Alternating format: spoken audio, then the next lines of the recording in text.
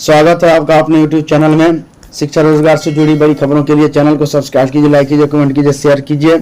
DElEd करने वाले अभ्यर्थियों के लिए बहुत बड़ी खबर है। दूसरे राज्यों के अभ्यर्थियों को डीएलएड प्रवेश में आरक्षण नहीं होगा। उत्तर प्रदेश से आप डीएलएड कर सकते हैं। डिप्लोमा इन एलिमेंट्री एजुकेशन है ना, प्रयागराज उत्तर प्रदेश सरकार ने एजुकेशन डीएलएड प्रशिक्षण के लिए दूसरे राज्यों के अभ्यर्थियों के लिए भी दरवाजे खोल दिए गए हैं, है ना। इसके लिए हालांकि प्रवेश में प्राथमिकता यूपी के अभ्यर्थियों को ही दी जाएगी। ऐसा इसलिए किया गया है ताकि जिला शिक्षा एवं प्रशिक्षण संस्थान की निःशुल्क सीटों पर यूपी के अभ्यर्थियों को ही प्रवेश मिल सके। यही नहीं, गैर यूपी के अभ्यर्थियों को किसी प्रकार के आरक्षण नहीं मिलेगा और उन सभी को अनारक्षित श्रेणी में रखा जाएगा। डीएलएड में प्रवेश के लिए आवेदन 18 सितंबर से शुरू हो रहा है।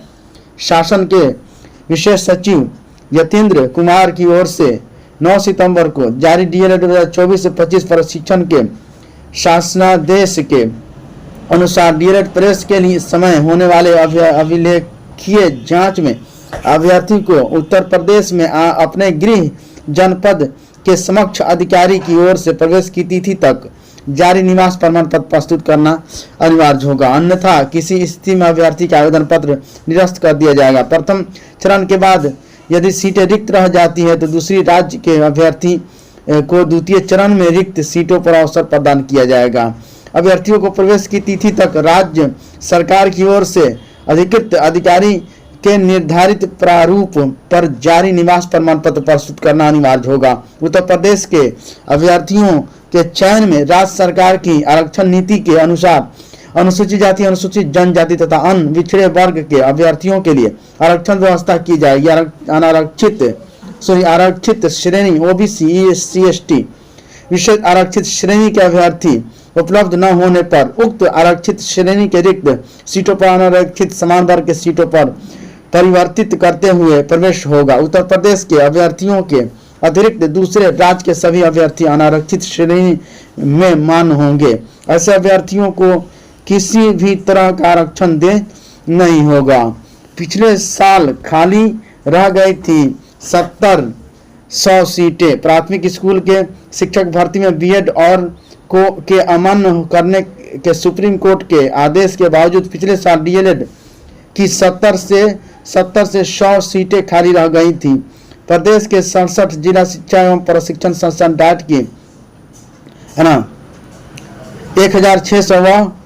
29,74 निजी कॉलेजों में 2,22,750 स्कूल है ना और 23,333,050 सीटों पर प्रवेश के लिए 3,36,187 अभ्यर्थियों ने आवेदन किया था, जिसमें 1,63,250 अभ्यर्थियों ने प्रवेश लिया। 6 लाख से शिक्षक भर्ती नहीं आने के कारण भी बड़ी संख्या में सीटें खाली रह जा रही हैं। यही कारण है कि इस साल दूसरे राज्य के अभ्यर्थियों को भी मौका दिया गया ताकि सीटें खाली न रह जाए। टीआरई 3 की अंतिम आंसर की पर सवार बीपीएससी 5वीं तक का आदर्श उत्तर अपलोड। अध्यापक के पदों पर नियुक्ति के लिए 20 जुलाई को वर्ग 1 से 5 के लिए आयोजित लिखित वस्तुनिष्ठ प्रतियोगिता पुनर्परीक्षा टीआरई 3.0 के भाषा एवं समान अध्ययन विशेष के प्रदर्शित औबंधिक उत्तर पर उम्मीदवारों से प्राप्त आपत्तियों पर विशेषज्ञों की समिति द्वारा समीक्षा की गई। अंतिम आदर्श उत्तर 15 सितंबर से आयोग की वेबसाइट पर उपलब्ध रहेंगे।